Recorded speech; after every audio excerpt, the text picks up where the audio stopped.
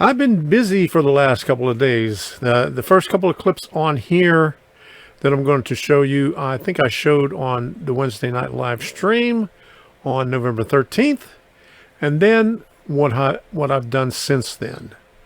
And so I did a little bit of construction work after that. This is Friday evening, so here you go. Here's what I've done. What have I done? I just mixed up a blend of different ground covers, and put it right here. This is what I'm going to do for the backgrounds in the mountains and up front. Okay, and let me show you what it is. It's burnt grass fine, yellow straw, late fall medium, coarse turf medium green, and coarse turf light green. So I used more of these two right here, a little bit of that and just a little bit of this and that to get this right here. Get a mixture of, all of them together, so, scenery just doesn't look like one color at all times. It's just a mixture. So we'll see what that looks like. I'm going to spread it up on the wall right now. I opened up another drawer in my soil or my scenery stuff and came up with fine turf soil and fine turf weeds and added it to this right here. So as I go along, I'm adding more. I only got one more drawer left. This stuff here is pretty heavy, so I'll use that for underbrush and bushes, for like what it says right there. Here's what it looks like up on the wall. The enemy is still going around harassing people. They're still attacking innocent people. They're still trying to shut us down. And it's so critical. Well, the glue is a little bit wet yet, so I had to quit after that amount right there. Well, it's a little bare without the buildings, but here is the scenery on the wall, at least. Okay, now I gotta vacuum it all up. Well, the little bit that I have left over here. Been able to get a little bit up, but there's still some in there in between the tracks and stuff like that. But now I deal with the front.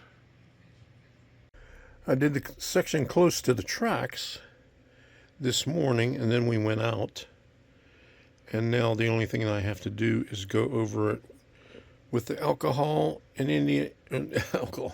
alcohol, spray it with alcohol, and then do it with the diluted glue, because I added some bigger ones here, but when you put this stuff down, all of it doesn't hit the surface where the glue is, so you got to go over top of it. But everything else over there is finished. That section right there is going to be covered with that background building, and there's going to be background buildings all along here, so you won't see the bottom of that, and background buildings and other buildings in front of the elevator track, so you won't see the wood frame. And so getting there slow, real slow. Well, on Thursday, I went over the last part of the scenery that was close to the edge, and I used the diluted glue and water, sprayed it first with alcohol, and then secured everything down. I painted the 2 flex tracks and one of the re-railers brown so I could put that up in front. And then you'll see what comes next. Instead of using a helix to get from this level here, okay, the first level, up to the second level, I did a slow incline starting about right here. The grade starts right here, and It's just under a 2% grade all the way around. And we go all the way, boop. And I followed the wall all the way around. And I have it going back behind the scenery right there. Okay, I have a drop down bridge right there. This is what I used from Leakin Creek. That goes behind my computer where I do all my videos and live streams.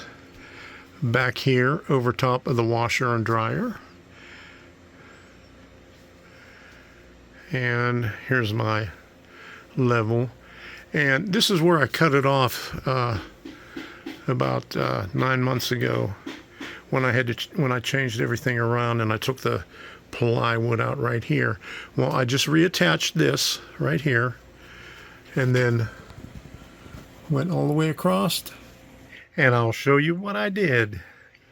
Well, all the scenery is dry. That was from yesterday morning. But since yesterday morning, I did a little bit more. This is some remnants of Leakin Creek. This is a piece that I pulled out of Leakin Creek. And, you know, this too. But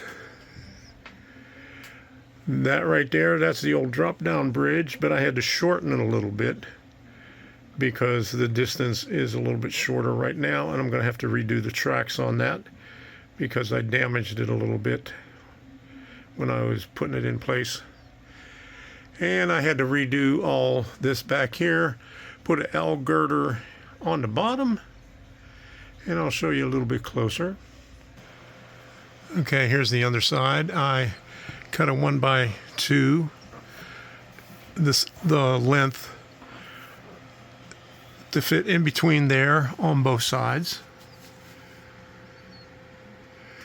And then I put it out. This is a scrap from Leakin Creek too. This was like a 1x4 that I ended up damaging. You can see where the knot is.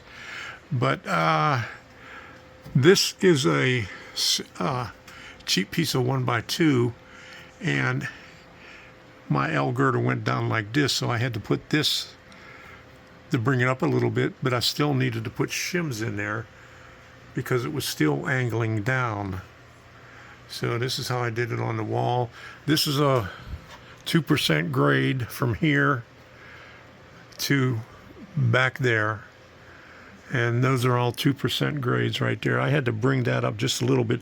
I used to have that level right there, but I brought it up just a little bit so I could keep it 2% all the way over to here.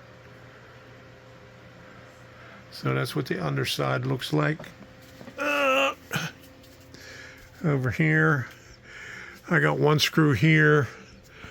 I got a piece of plywood that will go up on here. This will be easy to take out in case we need to access the air conditioner right here. But this panel normally doesn't need to be taken out. It's this panel right here. So, you know, we're good to go right there. This is looking this way here, over toward the second level. I shimmed this up over here. I'll have to cut that off a little bit because I had to bring this up. That's I'm not sure what that is, maybe a 3/16 of an inch or maybe even less. But there we go. Now to find the piece that I took out of here and when I disassembled that. But here we go. There it goes like that. And this curve that I have on there is perfect for getting over to the track that I have over there now. So I'll keep it close to that, but I'll have to place it on the end because I think I damaged it a little bit when I kept this on here, but I'm just going to have to redo this. And how I do that is I'll put a flex track all the way across, secure it down, and then cut it, and then lift the bridge out. And I do the same thing on this side over here. But you see, I had short pieces here, so I cut it in half. So I got two separate flex tracks. So there we go, right there. And this is from the kitchen right here. And this is a slight downhill right here. Very slight, not quite level. So that's okay. That'll still work. And I was surprised that, well, this is a thicker plywood than that, but this is a thinner cork than that, but it worked out perfect. It's just the right height. So we're good to go. I just have to secure this. The piece that I cut off, the screw was like right here. So I'm just going to have to put other screws in right there. So I'm satisfied with that. I'm just going to have to shave a little bit because it's really tight over there, and we'll get it. Well, now I have to go back into the family room and find that one piece of plywood that I had back there that curves around that I took out. The flex track that I took out of there, I had soldered together, so I have probably about 3 sections of it laying up back here. So it's all put together, so I'll just have to lay it out and curve it around and secure it down. And I only ran one track here. I have a turnout right over here by the drop-down bridge, but I only ran one track up till about where the wall is right now, and then I made it a double track. And I was going to come back and put the second track in after I had everything completed to get over there. So that's the plan. Look for the piece of plywood, put that up, and then put the flex track down in there. So this weekend. So until the next time, we'll see you, and have fun with whatever you're doing.